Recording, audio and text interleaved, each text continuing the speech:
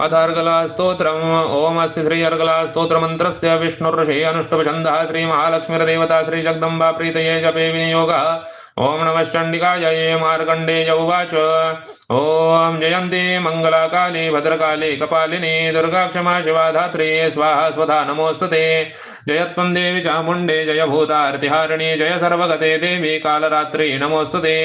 मधुकैटभ विद्रावी विधातृ वरदे नमः। रूपं देहि जयं देहि यशो देहि द्विषो जहि। महिषासुरनिर्नाशी भक्तानां सुखदे नमः। रूपं देहि जयं देहि यशो देहि द्विषो जहि। रक्तबीजवदे देवी चण्डमुण्डविनाशिनी रूपं देहि जयं देहि यशो देहि द्विषो जहि। शुम्भस्यैव निशुम्भस्य धूम्राक्षस्य च मर्दिनी रूपं देहि जयं देहि यशो देहि द्विषो जहि। वन्दिताङ्घ्रियुगे देवी सर्वसौभाग्यदायिनी रूपं देहि जयं देहि यशो देहि द्विषो जहि। अचिन्त्यरूपचरिते सर्वशत्रुविना